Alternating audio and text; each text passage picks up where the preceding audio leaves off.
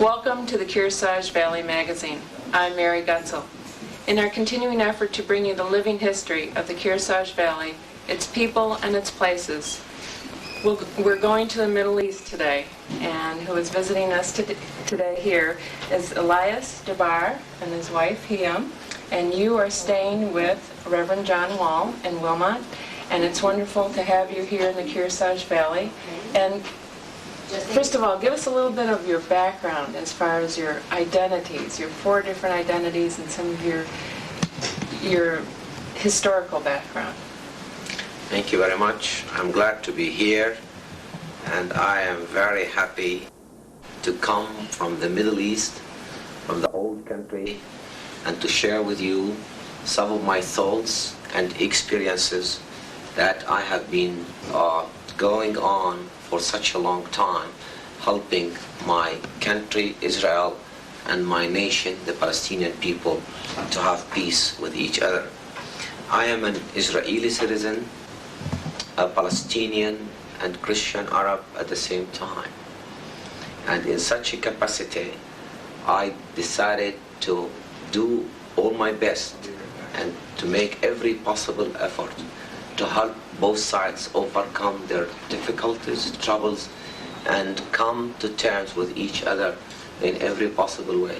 As a result, I decided to open and establish a House of Hope, a peace center where Jews and Arabs can meet under a safe roof, talk to each other, and work out their differences in a peaceful way.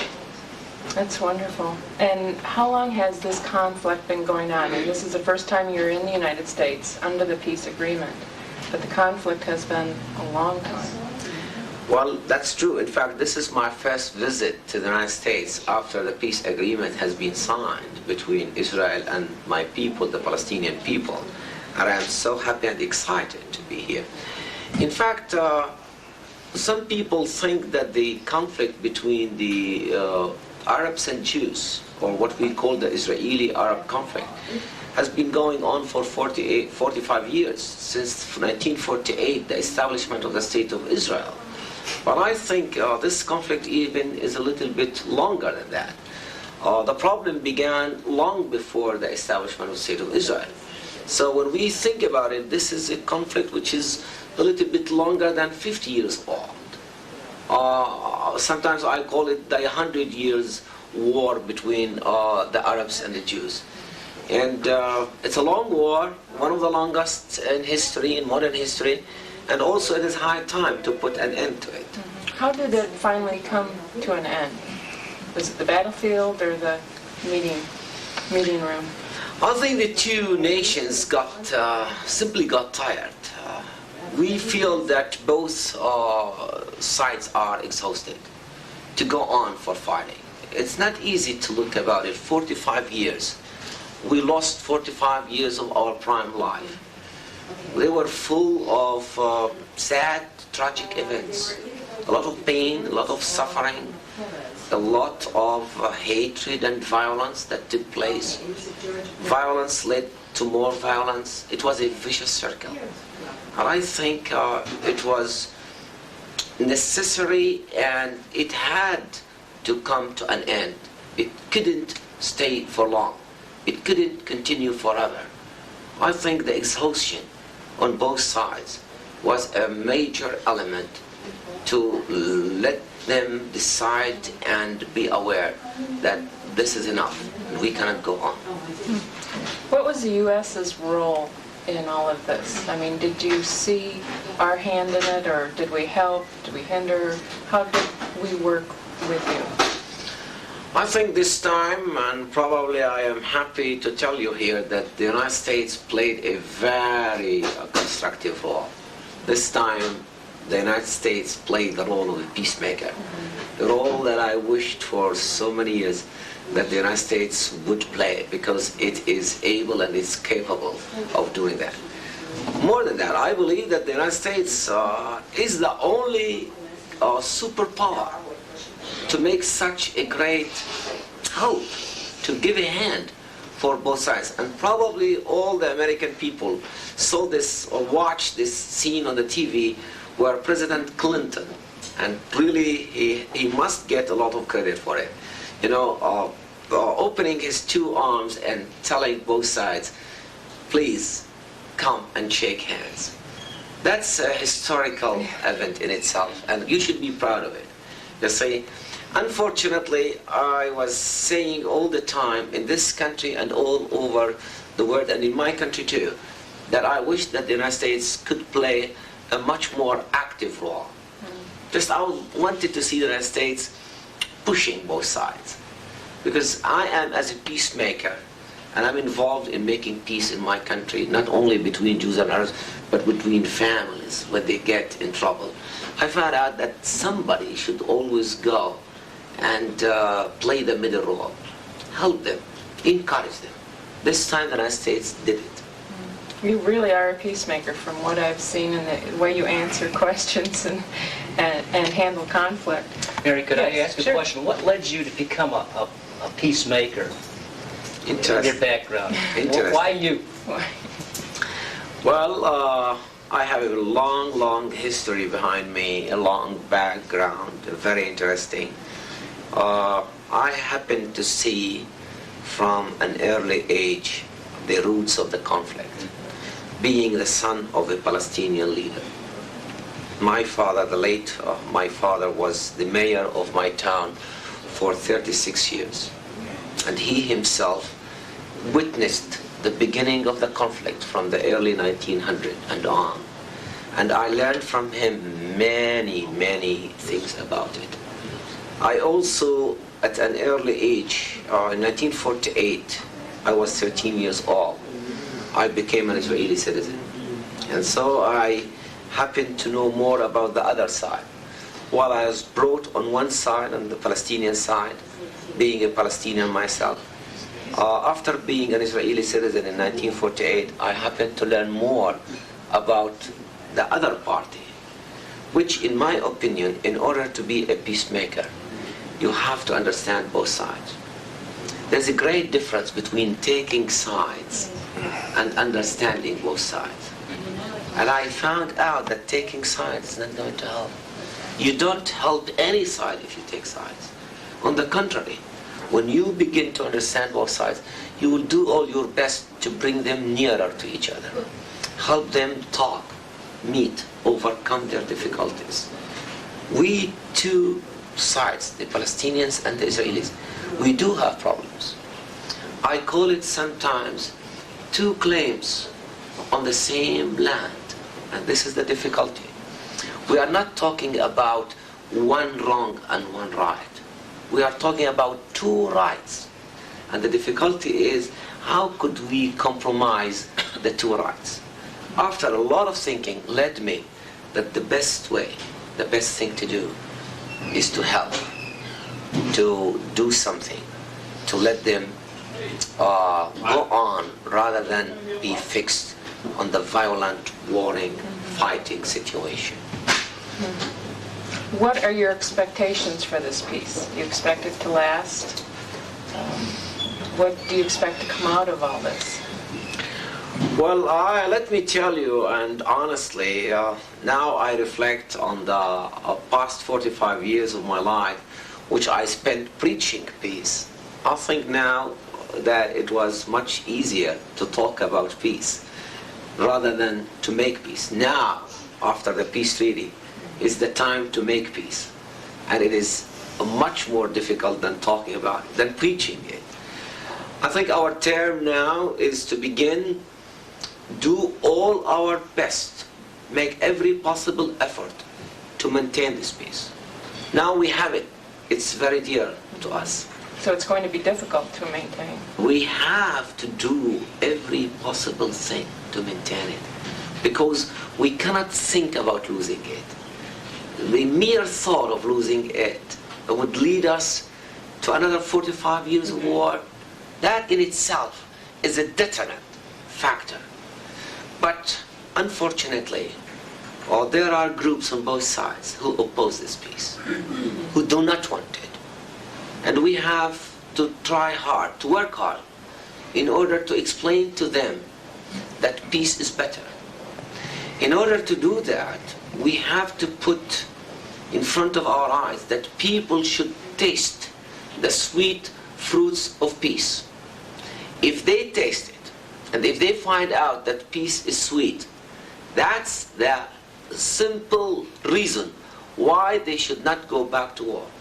So we have to give an opportunity for all nations, for all peoples, the people, now to live in peace, to enjoy, and to see that the older days, the past years, were painful.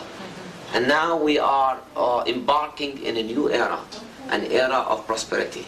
I always said, if we want, we can turn this beautiful country, the beloved country, the Holy Land, the land of peace, into a paradise, if we want. But the road to peace is still very long. Very long, yes. I'm sure you're making that shorter, though. People like you are making that road much shorter. Let's talk about the children.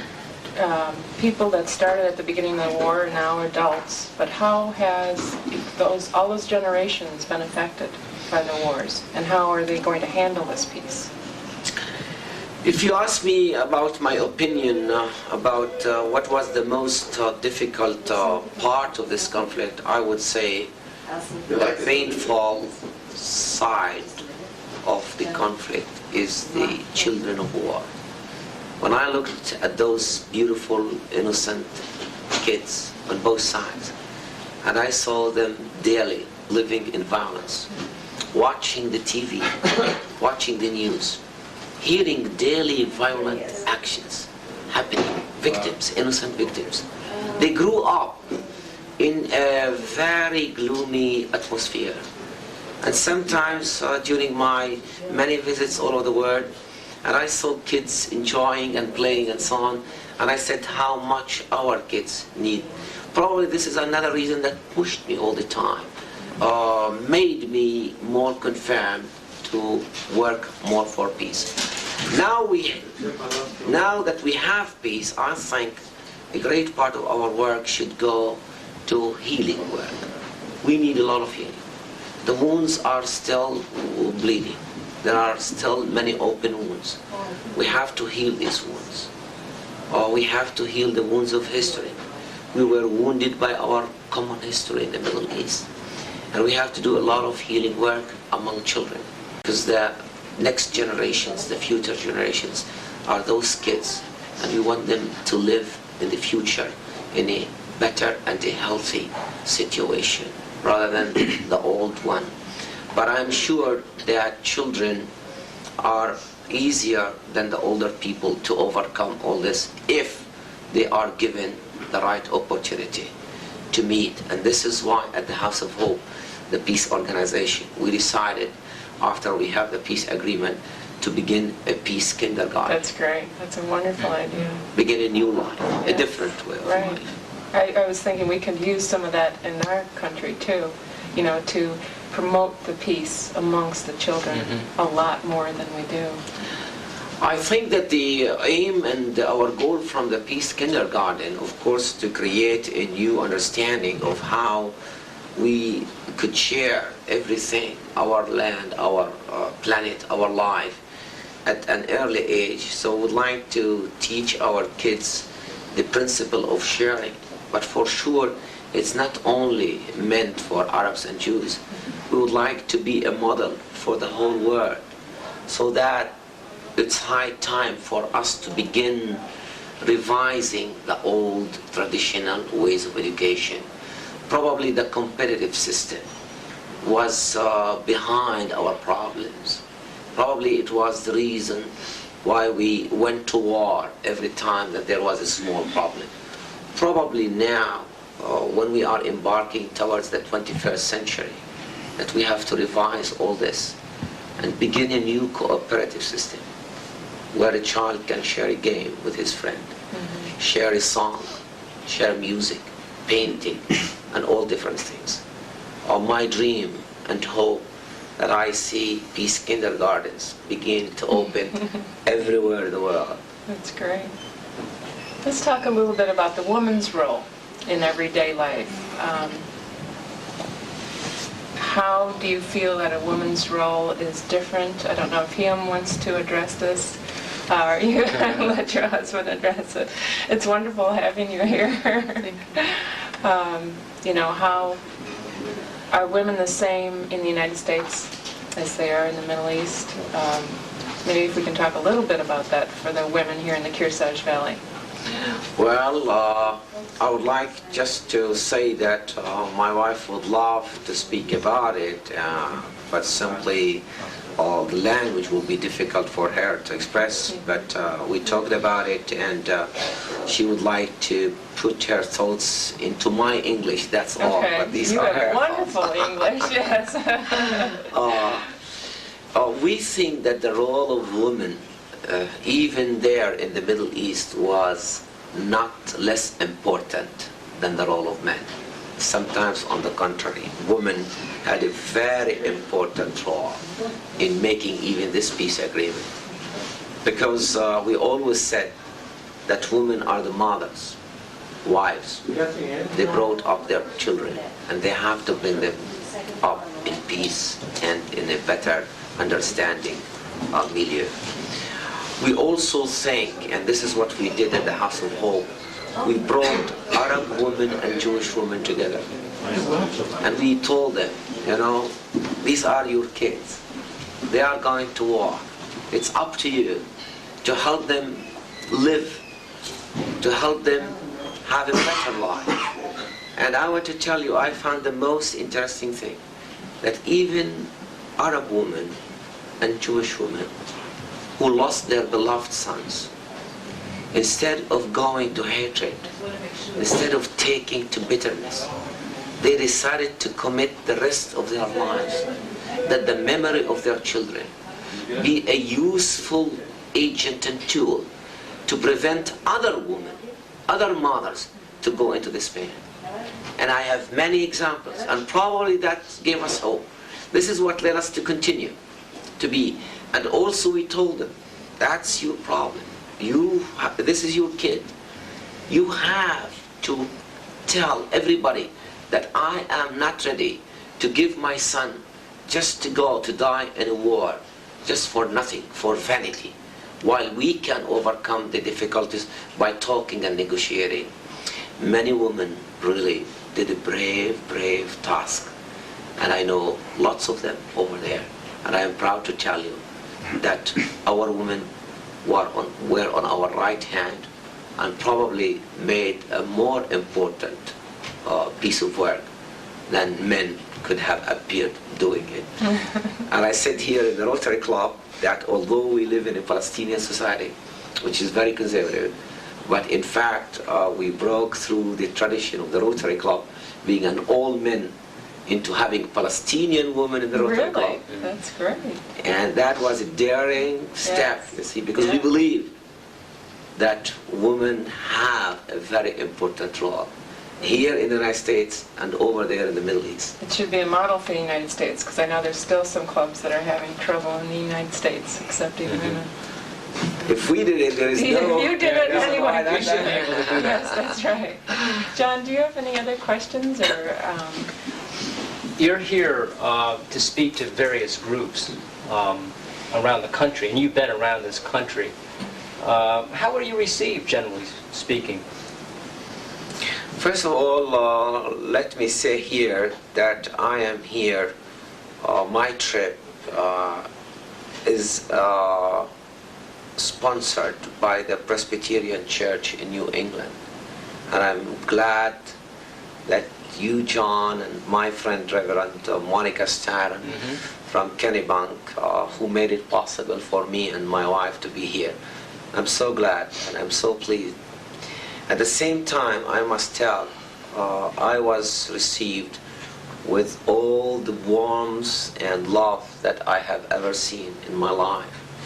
And I must admit that the atmosphere was much different than the previous times. Probably the peace agreement helped. Most of the audience that I spoke to was very receptive. And more than that, the questions that they asked, the interest that they got into our part of the world, into our conflict, was very interesting, because these questions showed that they know and they are concerned about what was going on. And I was happy to share. I answered questions, I told them what I think about the serious problems that they wanted to know about. But I feel that this time my mission was received in a more warm atmosphere than in the past, because the shadow of war was following me. In my country, always there was a violent thing to happen. And now I am followed by the beautiful spirit of peace. And this is different, totally different. That's wonderful. Do you have anything else to say to our Kearsarge Valley people that you'd like to share that we haven't covered? Yes, first of all, I would like to tell you that you have a beautiful country. You have a beautiful place. I enjoyed driving with Joan yesterday and seeing all this beauty. You have a beautiful country and you have beautiful people. And what I want to say, I have a message to my American friends all over, that how important it is for us to begin meeting each other, to begin learning about each other.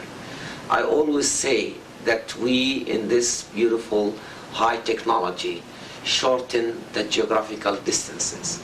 We can fly from one place to another in few hours. I think it is high time to shorten the personal distances. We have many things to learn from each other, to exchange cultures.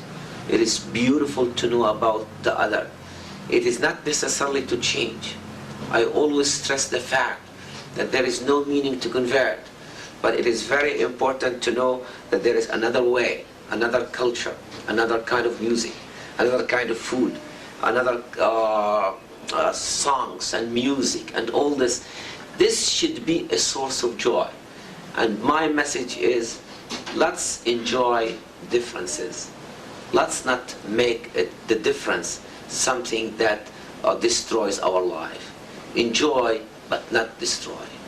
This man's a remarkable man in that, with this message, and he not only shares it with adults, but last night he shared it with college students at Colby Sawyer, also willing to speak, and will be speaking this afternoon, this being a Friday afternoon, with high school students at Kearsarge High School.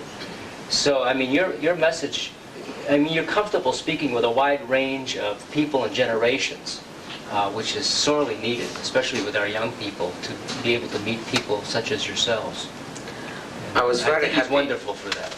I was very happy to talk to children, also not to high school, in the St. Andrew's Presbyterian Church in Kennebunk. I spoke to the kids over there, and I began telling them, I am from this country, a country which has a city called Bethlehem. And do you know that? And all the children jumped, oh yes, we know. I couldn't tell them Israel, Palestine. They would say, where is that? What I taught. So I began to make it easier for them to see it. And I enjoyed how receptive they were, kids. They asked questions like, what is your language, and so on. And I spoke a few words in Arabic, and they loved it, and so on. It looks different. I spoke also in high schools. And I found the high school pupils are very intelligent. Putting these questions, you know, how would they know? Still, it's a far country, and people are always involved in their own daily lives, in their own problems, but yet they would know about another problem. In addition to the Rotary clubs, the churches, and I preached on Sunday services and so on, and I want to tell you, I'm glad that my mission here is very successful, and I feel that the word is being accepted. Elias, maybe you can give us a little thought before we leave on how will the peace process affect the foreign aid that is going into the countries in the Middle East? That's a good question. I'm glad you brought it up. I think it is very important for all of us to understand that one aspect of putting an end to this long conflict is the aspect of exhaustion. And I mean exhaustion in every respect. physical exhaustion and financial exhaustion. I feel and believe also that we have wasted most of our resources, very much needed resources, on spending them on mass destructive weapons. The billions of dollars, especially the United States foreign aid, was spent on buying more arms, buying more weapons. Both sides were racing, were making a very quick race just to get more arms. These arms were very expensive. We spend them on just dump them in the ground. Billions of dollars each year poured into my country instead of being channeled into constructive things, building more schools, more hospitals, more clinics. They were spent on buying more military aircraft, military weapons, and all this, the missiles, very expensive. One aeroplane, one military aircraft will cost $50-60 million. With these $50-60 million, we can turn our country into a paradise. I think in the end, finally, both Israelis and Palestinians realized that it is vain, it is wrong, it's a big mistake. Sometimes it's a big crime to spend all this important, needy financial aid into such a destructive way, in such a destructive way. Why not let us begin? And that's wise. And probably the wisdom finally overcame the kind of vanity that we have or we took in national pride and so on, that led us to realize that this money is needed to finance the hundreds of projects, important projects, social aid, health care that the people needed. I think now we feel that our infrastructure in the Middle East that was forgotten, ignored for so many years because of the shadow of the war is finally going to be, or the money, the aid, the financial resources is going to be invested in a beautiful way, a way that will benefit the people and the life, and to make their life better, and they can enjoy it more. Do you think the foreign aid helped the war just continue? I mean, with that aid coming in and them spending on weapons, that it sort of pushed it along and continued it? I would rather carefully say that the end of the foreign aid made them make this peace agreement, or help them overcome that we cannot give you this money forever and you just waste it, you just go and play with fire. So probably there were some signs going from the United States administration to Israel, and clearly saw, because Mr. Clinton's administration is struggling with its domestic problems. And the American people are really concerned. While seeing a great amount of this budget going to the Middle East and invested in war, made some people think, is it wise to continue to do that? So there were some signs going to Israel and to the Israelis saying, this foreign aid is not going to continue forever, and if it's going to continue, it's rather should be invested in good projects rather than in arming people or countries to teeth. Also the signs that went to the Palestinians from the Arab countries, especially from the Gulf states, that here we are giving you all this money, and then you are going to put it in not very good causes, and sometimes in the Middle East during the Gulf War, the Arab world was divided between two sides, one with the war, one against the war. So probably the sign that came to the Palestinians, this time we are not ready to give you money in order to be engaged in a political game. If we want to give the money, we want to give it to help the Palestinian people.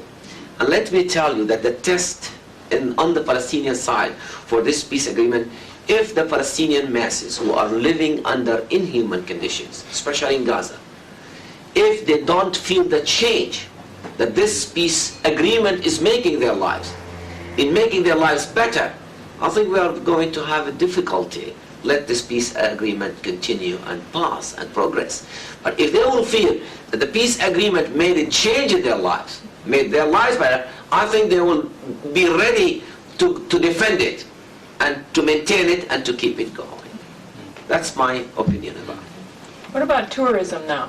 I mean, the tourism business will Very greatly good. benefit. Very good. Well, we at the House of Hope, we were preaching many things all the time, but of course the short time is difficult to tell you more about the beautiful stories that we were doing over there. People shaking hands, Jews and Arabs, long before our two leaders shook hands.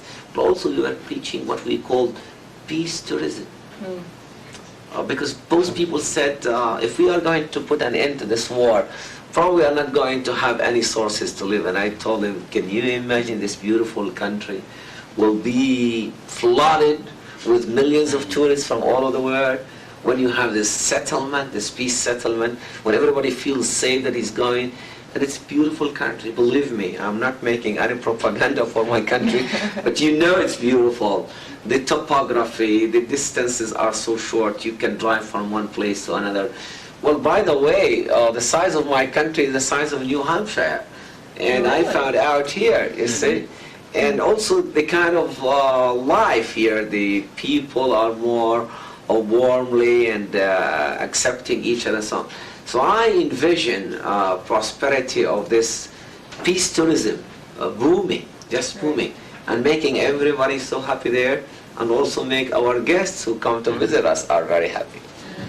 Well, Elias, Jabbour, it's been a real honor to have you here with your peace message. And Hiam, thank you very much for joining us. And Reverend Wall, thank you for joining us. Thank you. It's my pleasure, our pleasure.